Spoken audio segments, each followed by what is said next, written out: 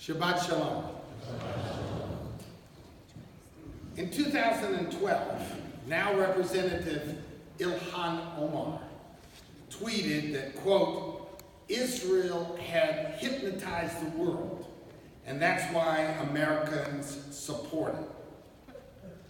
This week, if you were paying attention to the news, Representative Omar argued that Jews bought the support for Israel from Republicans in Congress by saying, it's all about the Benjamins, baby. In case you didn't know that, it's all about the Benjamins is a $100 bill. And I just found out about 10 minutes ago, it's also a P. Diddy song. But if you think about that, it's all about the Benjamins, baby. It's all about the money. The Jews are buying votes in Congress. And then when she was asked, who was it that was buying off the congressman, she said, it's AIPAC. So there's much more to respond to here if we unpack that. First of all, let's talk about the Benjamins. Let's talk about money.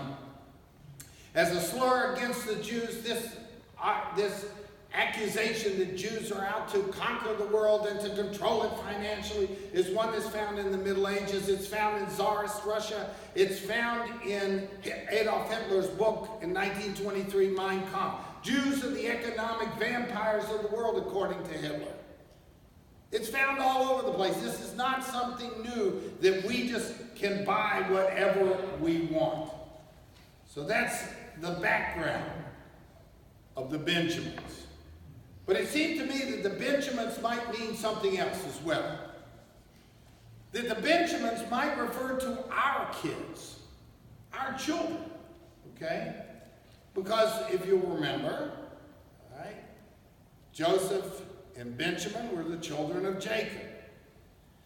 And this particularly poignant for Rabbi Korn and myself, because it was a week and a half ago that we were in Israel when a young 19-year-old girl was walking in the forest, Ori Ansbacher. I don't know if you heard about this. She was a girl that was doing social service work in Jerusalem, not in the West Bank.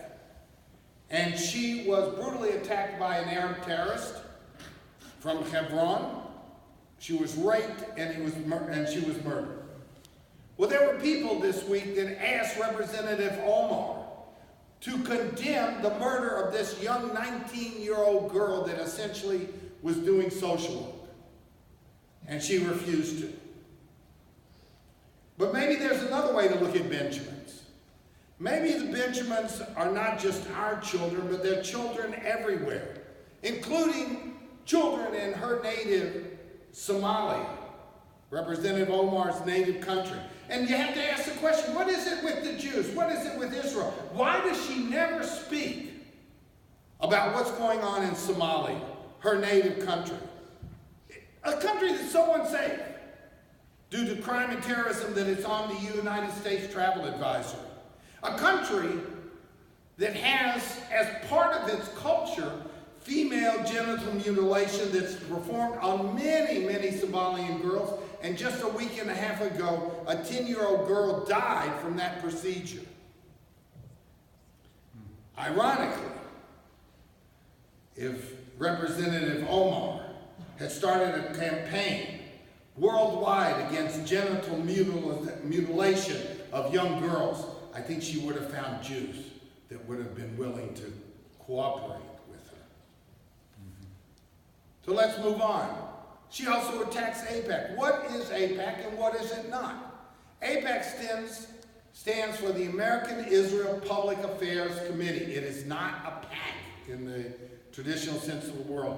The American Israel Public Affairs Committee. It lobbies Congress for a strong United States-Israel relationship. It lobbies Congress for security aid to Israel. It lobbies Congress about the threat of Iranian nuclearization. It lobbies Congress for Iron Dome and David's Sling and the Arrow missile systems, which are designed to shoot missiles that are being shot at Israel out of the sky. This past week, the United States bought from Israel some Iron Dome anti-missile batteries. This is what AIPAC does. It's not about money. It's not about giving money. It does have a subsidiary which will help congressmen go to Israel and to meet with people that are politicians in Israel, and it also takes them to Ramallah where they meet with Palestinian politicians. So I want to ask the question, why is it okay? Why is it okay for everyone else to lobby their congressman about whatever they wanted to lobby about, except for the Jewish people? We can't lobby against Israel. My way of thinking, when you say that, it's a type of anti-Semitism. Why should we even further feel guilty about financially supporting as individuals candidates who share our view, especially on Israel? Why is it okay, I find myself asking, why is it okay for the NRA to give money to elected officials but not to Jews? Not for Jews to do it. Why is it okay for the American Cancer Society, the people that love the American Cancer Society, to give money to politicians in order to encourage them in cancer research? And why is it okay for the American Association of Retired Persons, the AARP, to lobby for things that have to do with the elderly? It's okay, and I think it's a good thing. They lobby, they give money, but it's not okay for the Jews. Not okay for the Jews to do any of that.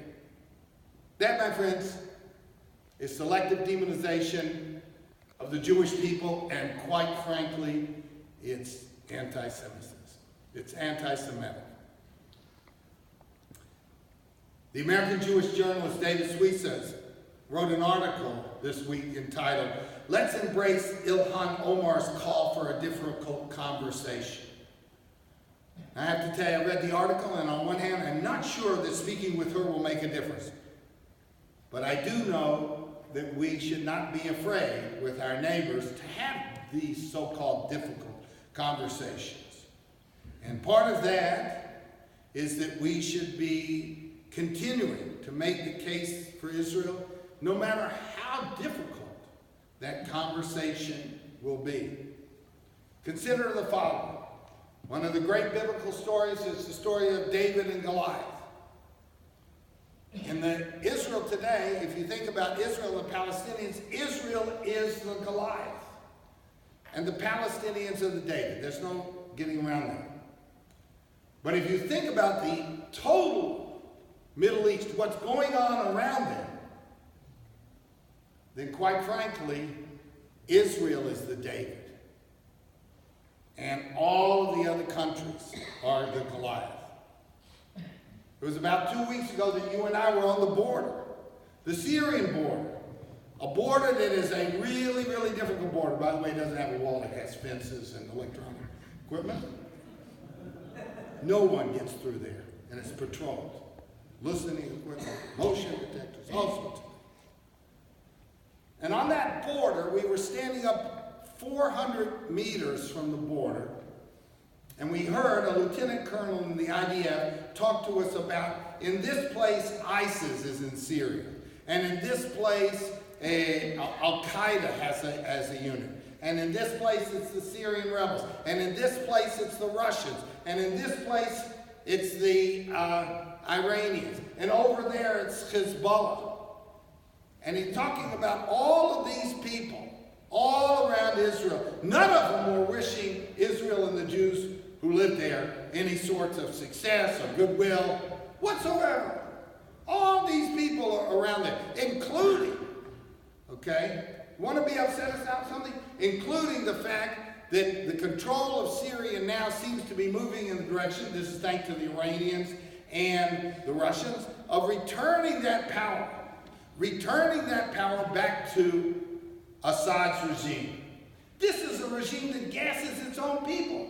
This is a regime that's been responsible for a civil war that has killed more than 500,000 people, and has created something like 8 to 10 million refugees throughout the world. We don't talk about it much. Why? They're not Jews. They're simply not Jews. 500,000 people. On the other hand, maybe when Jews get killed like Orion Specker, we don't talk about that either. So what is the difficult conversation that we need to have? We need to have the difficult conversation that says that since 1937, there's been 11 peace overtures in the Middle East. The first one was by the British, the second one was by the United Nations. All of the other 9 have been done. Peace overtures while the state of Israel has existed. And in those peace overtures, every single time Israel said yes. And every single time the Arabs or the Palestinians said no. Now, let's understand something. If we're talking about Israel today, we're not talking about equality and civil rights so much as we would have been during the American Civil Rights Movement. Because if you listen to what the Arabs are saying, it's not about civil rights living together. It's about replacing the entire country of Israel. And quite frankly, replacing Israel with an Arab country means an Arab country that's going to be ruled by Hamas. Those latest peace overtures were in 2000 under Clinton and 2008 with, I don't remember if it was Obama or I think it was Obama, was it? Or was it Bush? But these overtures, the last 2 that were rejected, included not only a Palestinian state, but a Palestinian state with its capital in Jerusalem. There were great hopes for peace after the Oslo Accords in 1993. But those hopes for peace, which were supported by the Israeli people, were dashed beginning in the year 2000 by something called the Second Intifada, the Second Uprising. 1,137 Israelis were killed, including my friend's daughter, Tal Kerman. Tal was a 17-year-old girl. She got on a bus in Haifa, on the upper level of Haifa, with a girlfriend of hers to go buy decorations for a high school prom or something like that. And shortly after they got on the bus, another person got on the bus with a bomb strapped to himself. He blew himself up, this terrorist, killing 21 people. 2 of them were Christians, 2 of them were Jews, and 2 of them were Christians, 2 of them were Druze, and the rest were Israeli Jews. It just goes to show you that in terms of terrorism, terrorism doesn't always distinguish between one's ethnicity or religion. That's what the latest peace overture was met with. But one that occurred after that was the Gaza withdrawal in 2005. By 2006, Hamas had taken over the Gaza Strip. And when Hamas started taking over the Gaza Strip, rockets began falling on southern Israel. Last week, with my beautiful granddaughter, I went down there, not to Gaza, but to the border area. And I wanted to see what had been going on there lately, because if you paid attention to what's been happening, there were incendiary kites and incendiary helium balloons that were sent over the fence and landed in places like wheat fields or whatever and burned them up, but also landed in nature preserves. So I wanted to go to one of those nature preserves to see how much damage had been done. But I was shocked by what I saw. Because yes, I saw dead trees. And yes, I saw trees that were clinging desperately to light because they had been burned at the bottom. But you know what I didn't see? When I looked at the ground, there was no ashes on the ground. All that there was on the ground were grass. It's the rainy season there. And not only was there grass on the ground, but there were beautiful red poppies. In Hebrew, we call them kalaniot, that were growing out of the ground. And I've yet to assess what that is, other than to say that you can try to burn us out, but the rains will come, the grass will grow, and the flowers will bloom, no matter what you try to do. And this is important. Because every time that Israel has tried to make peace, it's been met with violence. And this is the primary reason, my friends, while it's hard for us to understand that in the elections on April 9th, Israel will vote for a right-wing government. The vision of the right has prevailed in Israel. The peace camp, the vision of the left, has been a failure. So I say to the American people, let's have a difficult conversation about what's going on in the Middle East. But let us tell the truth, and let us tell the truth based on historical facts. Let us not fall prey to the anti-Semitism of Representative Ilhan Omar, or to the historical revisionism of those who wish to make up their own facts. Let us realize as well that there is a battle going on for the soul of the Democratic Party, especially as far as Israel is concerned. And Israel needs now, as always, bipartisan support in Congress, and we should work to maintain it. And let us continue to pray and to hope for peace, but let us not feel that peace can be achieved by just taking out a key and putting it in one's ignition, and turning that. What do I mean by that? Let us not think that if Israel just does this or that or this or that, if Israel can only make this concession, peace will follow. Recent history shows that is not the case. And anyone who wants to maintain that it will be the case in the future needs to remember that there are 6.5 million Jewish people living in a country of 8 million people of the size of a postage stamp. That's what Israel is on this globe. And it's not just 6.5 million people. It's my relatives. It's my granddaughter who walked with me through the fields of grass and poppies, smelling, you see that? Smelling the red poppies and noticing that the color of the poppies was the same as the color of her hair. She's a redhead. So let's remember that they are talking about real people. So if I had one thing to ask from God tonight, it would actually be the end of the Kaddish. We're going to sing it later on. Oseh Shalom Bimramav. May God, who makes peace in the highest of heavens, Hu Ya'aseh Shalom, let peace come down to us.